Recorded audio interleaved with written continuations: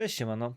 Ostatnio jak już odpaliłem w końcu po dłuższym czasie streama, to najczęściej przewijają się dwa pytania. Pierwsze, gdzie byłeś jak cię nie było? A drugie, czy nagrasz o kole dla Druida? Dzisiaj zajmiemy się tym drugim tematem, czyli Wheel of Destiny i spojrzymy sobie na nie z punktu widzenia profesji magicznej, a konkretnie Druida. Jeśli chodzi o koło, jeśli ktoś spodziewa się, że ja tutaj podam, jeśli usłyszy odpowiedź na pytanie, mam 257 level, jak mam ustawić koło? I jej myśli, że ja mu powiem, że ustaw to i to, no to niestety muszę was rozczarować. Tak ten filmik nie będzie wyglądał. Ja postaram się wam wytłumaczyć, jak to koło funkcjonuje, jak na nie patrzeć i jak myśleć, żeby samodzielnie tutaj rozdawać sobie punkty w zależności od sytuacji, ponieważ nie ma tak naprawdę uniwersalnego koła i w zależności od przedziału levelowego, od tego ile mamy dostępnych punktów, od tego gdzie huncimy, z kim huncimy, jak huncimy, będzie zależeć jakie punkty warto tutaj sobie rozdać, dodać i tak dalej. Zaczynając od koła, no to jak wiecie mamy tutaj Revelation perki, czyli te takie kółeczka, w które nie dodajemy punktów, natomiast punkty w nie dodają się, kiedy dodajemy sobie w te poszczególne tutaj mniejsze perki nasze punkciki, no to ładuje nam się tutaj na Revelation perku ilość punktów. Revelation perk każdy ma 3 poziomy, w zależności od tego ile punktów dodamy w daną gałąź, to taki poziom tego Revelation perka nam się odblokowuje. Na pierwszy musimy dodać 250 punktów, czyli potrzebujemy na to jakiś 300 poziom, ponieważ od 50 poziomu dostajemy punkty do koła.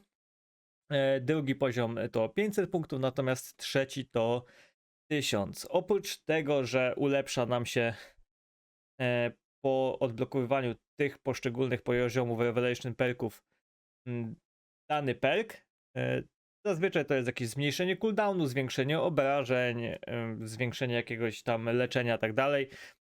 To sobie za chwilę omówimy. Natomiast oprócz tego dostajemy jeszcze wzmocnienie flat damage'u oraz flat healingu naszej postaci. Za pierwszy poziom Revelation perka dostajemy plus 4, za drugi plus 9, natomiast za trzeci plus 20. I te bonusy się stakują, czyli jeśli ktoś będzie miał 4K level, odpali sobie wszystkie Revelation perki na trzeci poziom, no to wtedy będzie miał plus 80 flat damage'u i leczenia na swojej postaci. Jeśli chodzi o Revelation perki, no to mamy Gift of Life. Ten perk jest akurat na każdej profesji. Daje on nam tyle, że jeśli nasze HP spadnie poniżej tam, jeśli mając poniżej 20% HP dostaniemy hita, który by nas zabił, no to nie zginiemy, tylko zostaniemy zamiast tego uleczeni o tam 20, 25, 30% naszego maksymalnego zdrowia.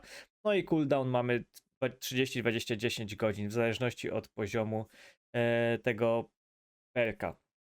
W tej gałęzi dużym perkiem jest Healing Link, czyli w momencie, kiedy używamy na kogoś sio lub gransio, to my też zostajemy uleczeni za 10% wartości, którą wyleczymy. Także fajna rzecz, działa troszeczkę jak Live Leech tak naprawdę.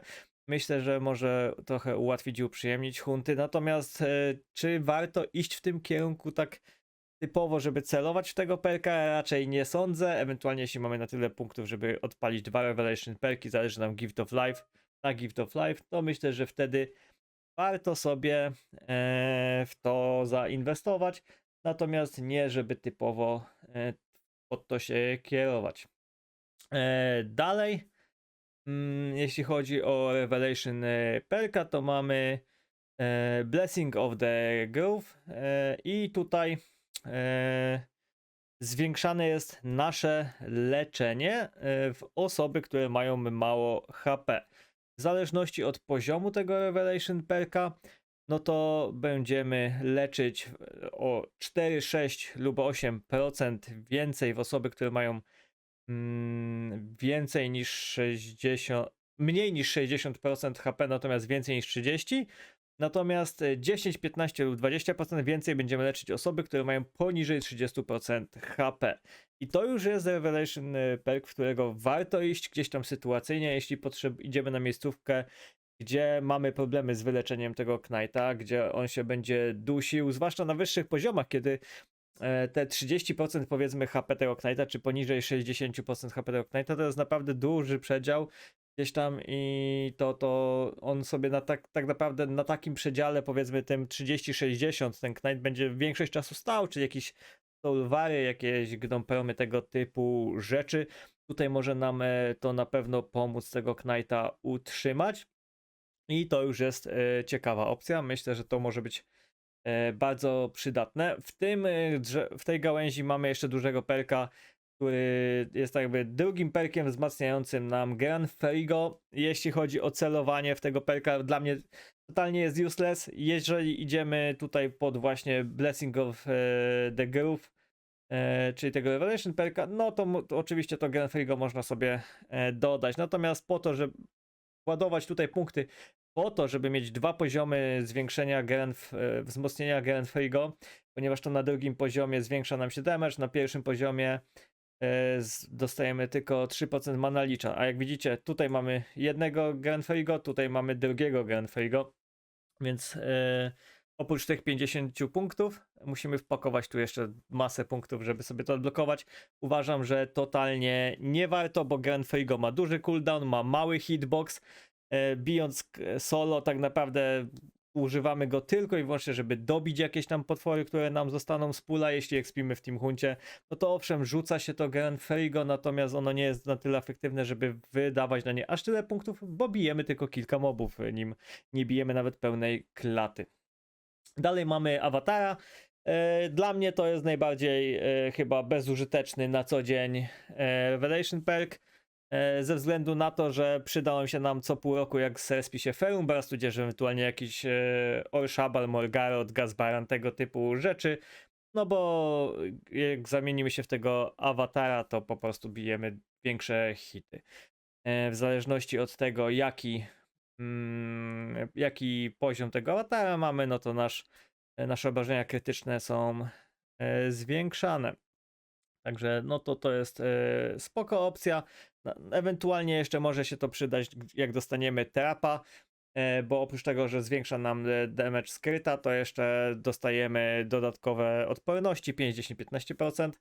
Więc jeśli dostaniemy trapa, możemy się zamienić w awatara, żeby w miarę szybko wybić sobie tego trapa i z niego wyjść. Może nam to uratować życie. Natomiast cooldown to jest 2, 1,5 lub godzina, w zależności od poziomu. Więc jedynie sytuacyjnie możemy tego użyć tak naprawdę i myślę, że inwestowanie w to jako to jest nie ma sensu większego. Natomiast tym dużym slicerem tutaj jest Runic Mastery, które zwiększa nam Magic Level, kiedy korzystamy z run. Jak rzucimy runę, mamy szansę, że nasz Magic Level zostanie mamy 25% szans na to, że nasz Magic Level zostanie zwiększony.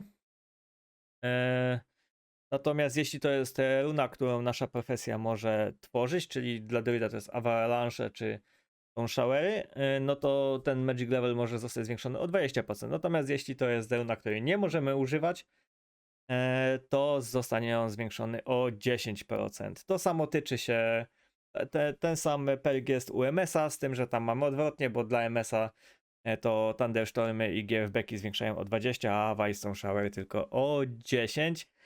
Myślę, że to jest slicer, którego warto używać na solo huntach, ponieważ wtedy używamy bardzo dużo run, głównie bijemy z run, więc w tym wypadku może nam to oddać. Natomiast nie wydaje mi się, przynajmniej jak do tej pory nie zauważyłem, żeby on był jakiś mega super. Myślę, że tak jak mówię, na solo huntach warto go użyć, natomiast tak ogólnie w team huntach to chyba ewentualnie tam, gdzie po prostu nie możemy bić ani z lodu, ani z ziemi, zwłaszcza z ziemi, no to wtedy bijemy głównie z run, no to wtedy wiadomo, możemy sobie to dodać, aczkolwiek w takiej sytuacji, jeśli nie mamy punktów, żeby pójść w dwie gałęzi i sobie to odblokować, no to chyba lepiej pójść jednak w leczenie, mimo wszystko, żeby po prostu odciążyć MS-a, żeby MS nie musiał tyle uchać, żeby mógł sobie spokojnie robić dipsa. Tak samo jak Paladin i Knight, no bo my wtedy będziemy typowo supportem, będziemy leczyć, natomiast nasz team będzie robił dipsa. No i ostatnia gałąź to moja ulubiona gałąź, gdzie Revelation perkiem jest Twin Burst. Twin Burst to jest nowy UEK, który bije obszar trochę większy od Mass Ceresa, natomiast nie bije tych 8 kratek wokół postaci. Tak jakby Knightowego Exori on nie uderza, natomiast zostawia kratkę odstępu od nas i poza tym uderza UEK-a. I to jest mega, to jest mój ulubiony Revelation perk, to jest coś, co wprowadza dużą świeżość do gier druidem i naprawdę jest przydatne, czy to na huntach, czy to solo, czy w teamie, ponieważ możemy sobie używać go gdzieś tam przede wszystkim na początku klaty. Zadaje mega duży damage, bo ma bonus z tego jest taki, że kiedy potwory mają powyżej 60% HP, to w zależności od poziomu bijemy 20, 40 lub 60% więcej w te potwory, więc to jest naprawdę dużo. Sam damage tego spela też jest dość spory, więc z tym jeszcze bonusem, jak walniemy w takie full HP moby, naprawdę potrafi zrobić sieczkę. Dodatkowo na początku mamy 2 sekundy cooldownu, na drugim poziomie 18, na trzecim 14, więc możemy go używać relatywnie często. Na przykład ja na lipce używam go co klatę, na początku klaty i on naprawdę oddaje, bardzo zboostował mój damage mojej postaci i myślę, że w tą gałąź naprawdę warto sobie pójść, no bo ten spell po prostu uzupełnia nam to jakby rotację czarów, przede wszystkim stając kratkę od klaty i rzucając go uderzamy co najmniej 8 potworów, bo uderzamy całą klatę plus to, co gdzieś tam się w okolicy niej kręci, więc naprawdę warto sobie go dodać i ja używam go cały czas. Tak jak zresztą widzicie teraz na ekranie, to jest drzewko, którego używam na co dzień i myślę, że jest ono dla mnie na ten moment najbardziej optymalne. Natomiast duży slicerek w tej gałęzi, no to z ulepszenie healingu z Sio. Oczywiście współgra on tutaj z tym pierwszym małym slicerem, natomiast pierwszy daje nam 10%, znaczy gdy dodamy sobie jeden, czyli ten lub ten, daje nam 10 mana kosztu mniej, czyli nie daje nam de facto nic, bo 10 many na Sio to jest totalnie useless dla mnie. Natomiast jeśli dodamy sobie już zarówno tego dużego plus tego małego, no to mamy wzmocnione Sio i to już się przydaje. Natomiast teraz jak omówiliśmy sobie te duże z tej serii Revelation perki, omówmy sobie jak działają te mniejsze. No bo tak jak już wspominałem, przy Grand Frigo mamy 2 perki, które musimy dodać, żeby mieć w pełni ulepszone. Tak samo przy Sio mamy 2 perki, które sprawiają, że mamy w pełni ulepszone. Tak samo jest przy Terrachurze, tylko przy Terrachurze lepiej jest o tyle, że już jedno ulepszenie daje nam wzmocnionego Terrachura, natomiast drugie daje nam dodatkowego Life Leecha z Terrachura, które uważam, że no nie jest nam tak naprawdę potrzebny i tak naprawdę jedno zainwestowanie w Terrachura, czy w tego nie ma, w zależności w którą gałąź idziemy, w zupełności wystarcza. Tak samo mamy z Maseresem. Z Maseresem sytuacja jest troszkę inna, bo pierwsze ulepszenie Maseresa daje nam wzmocnionego Maseresa, czyli leczymy więcej, natomiast jeśli dodamy sobie oba te ulepszenia, to wtedy obszar Maseresa również jest większy. I kiedy w to inwestować? Bo większy Maseres naprawdę jest fajny, bo gra się przyjemniej, wygodniej o wiele, jeśli mamy tego Maseresa większego, natomiast nie jest konieczny i wzmocnienie Maseresa w zupełności wystarcza. Jeśli mamy za mało punktów, żeby sobie gdzieś tam rozdysponować je, żeby dodać oba Maseresy, ja bym tutaj jakoś specjalnie nie tryhardował, a zaraz powiem wam dlaczego. Znaczy, już w sumie mówiłem wam dlaczego, ponieważ ważniejsze jest tutaj, żeby mieć jak najwięcej tych kulek zaświeconych przy Revelation perkach, ponieważ właśnie wtedy zwiększa nam się ten bazowy damage i healing płaski, więc to tak jakby rekompensuje nam w jakimś tam stopniu to, co znerfili nam postaci jakiś czas temu. Dlatego lepiej iść jedną czy dwie gałęzi i żeby mieć jak najwięcej zapalonych tych tutaj kropek, niż gdzieś tam rozrzucać to po środku koła, żeby mieć na przykład ulepszonego podwójnie Masersa i podwójnie Terahura, bo tak jak mówię, w przypadku Masersa przynajmniej ten większy hitbox sprawia, że gra nam się wygodniej w Team Huncie. O tyle w Terahurze dodanie 5% life leacha do Terahura to nie ma większego sensu tutaj, żeby w to inwestować. Co więcej, mamy tutaj też Magic Levele. Raczej dodawałbym je przy okazji, jeśli zostają nam jakieś większe punkty. Raczej nie są nam one jakoś tam niezbędne do życia. Tak widzicie, ja mam tutaj gdzieś tam jakieś luźne 5 punktów, więc wrzuciłem sobie w Magic Level ten konkretny. Dlaczego w ten? Ponieważ jak pewnie wiecie lub zaraz się dowiecie, każdy perk, oprócz tego, że ma jakąś tam właściwość, czyli ten daje nam Magic Level, ten ulepsza nam siocha, ten Terahura, ten daje nam odporności, ten daje nam life leacha, ten mana leacha, odporności, ten zwiększa nam gran siocha i tak dalej, i tak dalej. To oprócz tego każdy daje nam jeszcze jakiś dodatkowy bonus, czyli jak mamy serduszko, to dodatkowe HP, piorunek, czy cokolwiek to jest, dodatkową manę, ciężarek to dodatkowego kapa, no i taki battle sign z tarczą daje nam dodatkowe mitigation. I to jest taka druga kwestia w tym kole, że oprócz tych funkcjonalnych perków, o których mówiłem, czyli ulepszeniu speli, czy tam czy Terahura, Fergohura, czy siocha i tak dalej, no to jeszcze dostajemy bonusy w postaci dodatkowego HP, dodatkowej many, dodatkowego kapa i dodatkowego mitigation. I w mitigation uważam nie ma sensu w ogóle inwestować. Dlaczego? Ponieważ włożenie w mitigation, jeśli nie jest to oczywiście przy okazji, tak jak tutaj widzicie, ja mam dodanego perka, który zwiększa mi mitigation, natomiast dlatego, że mi zależało na mocniejszym gran siochu, a nie na tym mitigation.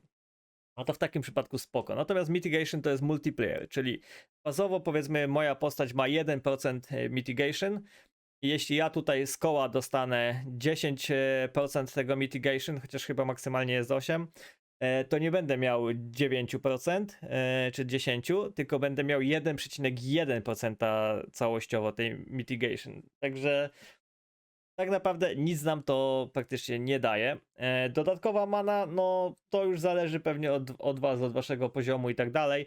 No bo dla mnie, czy ja mam 30 000 czy 32 000 many, nie robi mi to żadnej różnicy i tak samo wybieram dodatkową manę tylko i wyłącznie jeśli po prostu jest na perku, funkcjonalnym, którego chcę użyć, czyli na przykład lepszym właśnie siochu, terachurze i tak dalej.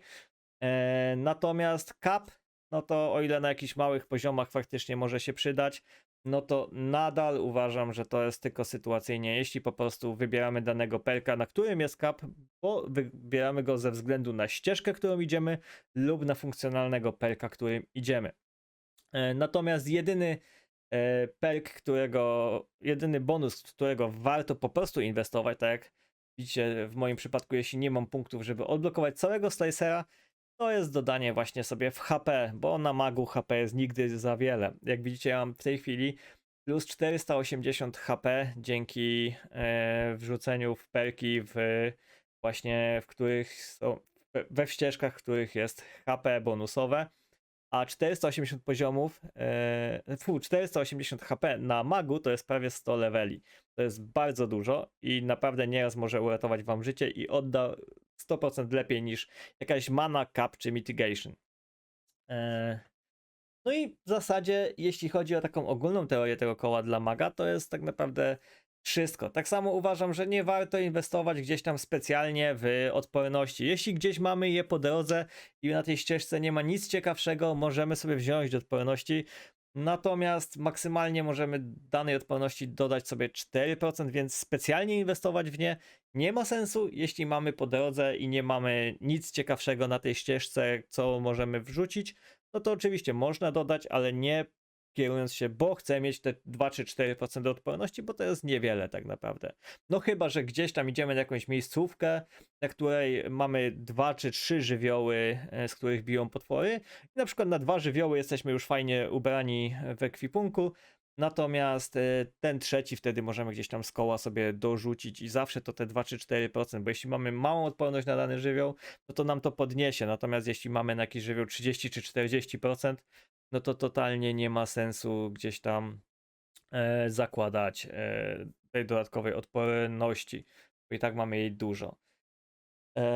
No i jeszcze tak ogólnie co do mniejszych poziomów, no bo ja powiedzmy tutaj mam prawie tam 950, czyli mam tych punktów już relatywnie dużo. Na powiedzmy 1500 to już możemy sobie co najmniej 2 gałęzie całkiem nieźle rozwinąć, więc tu sytuacja jest też całkiem inna. Natomiast na małych poziomach ja jednak inwestowałbym tutaj, przede wszystkim kierowałbym się na wzmocnienie Terahura, bo to jest coś,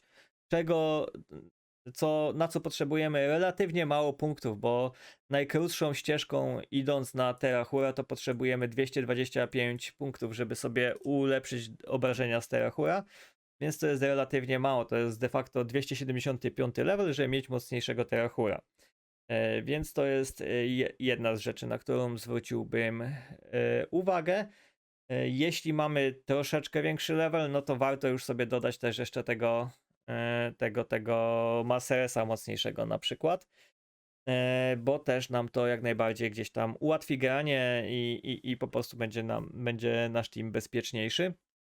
Natomiast generalnie jeśli mamy do zainwestowania te 250 punktów de facto, czyli 300 level, to myślę, że ja osobiście kierowałbym się tutaj w stronę w lewo-dół, czyli w Twin Bursta, bo ten dodatkowy ułek, który bierze relatywnie mało many, robi naprawdę spore obrażenia w dodatku i gdzieś tam uzupełnia nam gamę czarów.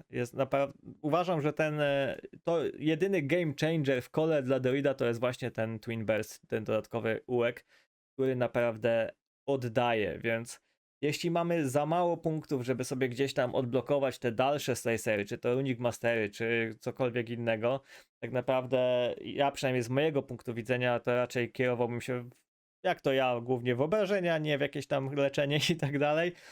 Więc wtedy szedłbym raczej w stronę Twin Bursta. Natomiast jeśli jeszcze nie mamy tego 300 levela, żeby dać sobie odpowiednio wystarczająco punktów w odnogę z Twin Burstem, no to na 275 możemy sobie odblokować mocniejszego Terahura i to jest pierwsza taka rzecz, która gdzieś tam nam pomoże, ułatwi hunty. Ewentualnie mocniejszego Masteresa, który również gdzieś tam nam może pomóc.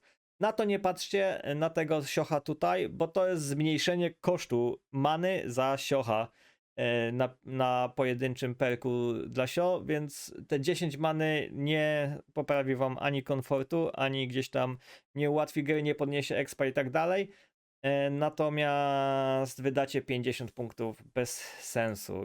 Chyba już więcej da wam ten 3% mana licza na Torigorze niż te 10 many mniej na siochu.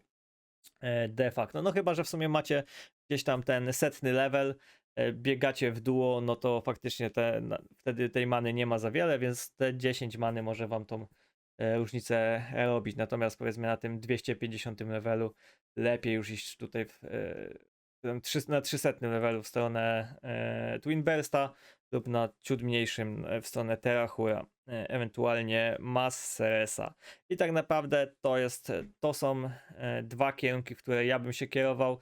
Natomiast jeśli gracie głównie solo, aczkolwiek uważam, że granie solo druidem to jest trochę masochizm, no to wtedy raczej kierowałem się tutaj w stronę Runic Mastery. No ale tak jak mówię, żeby odblokować Runic Mastery, to potrzebujecie już sporo punktów, żeby tego dużego slicera, bo to jest 375, 575 punktów, jak dobrze liczę, czyli to jest 625 poziom. Więc trochę tych punktów trzeba już zainwestować, żeby sobie odblokować jakiegoś dużego slicerka, a jedyny duży slicerek, który odda, myślę, to jest właśnie albo Runic Mastery, albo gdzieś tam w duo, ewentualnie Healing Link, też by wam poprawił ten komfort grania, natomiast jednak, znaczy to bardziej w Team Huncie, natomiast solo to ten Runic Mastery myślę, że w solo gamingu może oddawać. Ja mimo wszystko jednak preferuję Twin Bursta. Dzisiaj też nawet testowałem solo. Biegałem z Twin Burstem zamiast Runic Mastery i wydaje mi się, że lepiej oddaje, szczerze powiedziawszy, no bo ten ułek naprawdę robi spore obrażenia i jest, dla mnie to jest game changer, a ta reszta to tylko tak naprawdę jakieś tam dodatki. Przede wszystkim wprowadza dużo świeżości. Gdyby ktoś chciał sobie gdzieś tam, ma za mało punktów, ewentualnie chciałby sobie to bez gdzieś łażenia po temple przetestować, to jest całkiem fajna stronka, na której możemy sobie gdzieś tam potestować różne układy naszego koła. Link wrzucę wam oczywiście w opisie. Tu możemy sobie wpisać jaki poziom, jaką mamy profesję i tak dalej, i sprawdzić jakie bonusy dostaniemy, tak dalej. Natomiast to tylko tak wspominam wam przy okazji. A na koniec jeszcze tak podsumowałbym na szybko, że największym problemem tego koła, przynajmniej u Druida, jest to, że mamy rozrzucone leczenie na wszystkie strony koła i tak naprawdę, żeby to, co Chipsoft obiecywał, że koło ma zdefiniować nasz styl gry, to nie do końca tutaj się przez to sprawdza, no bo styl gry definiowałoby to, że możemy wybrać pomiędzy obrażeniami a leczeniem, natomiast w momencie, kiedy leczenie jest rozrzucone na wszystkie strony, to nie jesteśmy w stanie tak naprawdę, nie mając bardzo wysokiego poziomu, iść pod leczenie, natomiast tak samo damage jest rozrzucony na wszystkie strony, aczkolwiek troszkę mniej. No i w damage czysto też nie jesteśmy w stanie za bardzo pójść, co jest dla mnie największym minusem tego koła. Dobrze, ale tyle narzekania. Uważam, że ogólnie koło wprowadza trochę świeżości. Twin Burst naprawdę wprowadza dużo świeżości i pomaga mocno Druidowi. Zwiększony obszar Masersa jest fajny, aczkolwiek każdy jest przyzwyczajony do grania bez zwiększonego Masersa. Istotniejsze jest tylko wzmocnienie Masersa, żeby leczyć więcej. Tak samo jak wzmocnienie Sio, wzmocnienie Gransio może już nie tak bardzo, bo tak naprawdę na pierwszym poziomie wystarczy dać sobie tutaj pierwszy poziom idąc z Twin Bursta, już mamy zwiększony healing z Gransiocha, natomiast drugi poziom daje na przykład zmniejszenie cooldownu o 10 sekund. Dużo i niedużo, ale przede wszystkim warto mieć zwiększone leczenie niż ten jakiś tam cooldown. No i to wszystko. Jeśli filmik wam się podobał, no to zostawcie łapę w górę. Powiedzmy, że jeśli będzie gdzieś tam odpowiednia ilość łapek w górze, to przemyślę i postaram wam się nagrać też koła dla innych profesji. Najbliżej jestem nagrania koła dla MS-a, bo gdzieś tam w jakimś stopniu pokrywa się z tym druidowym, natomiast jeszcze trochę rzeczy tam jest do przeanalizowania i do sprawdzenia. No i oczywiście zapraszam na wieczorne streamki. Może nie będą jakoś mega często tak jak dawniej, ale też gdzieś tam planuję troszeczkę do tego streamowania wrócić. No i trzymajcie się. Cześć, do usłyszenia.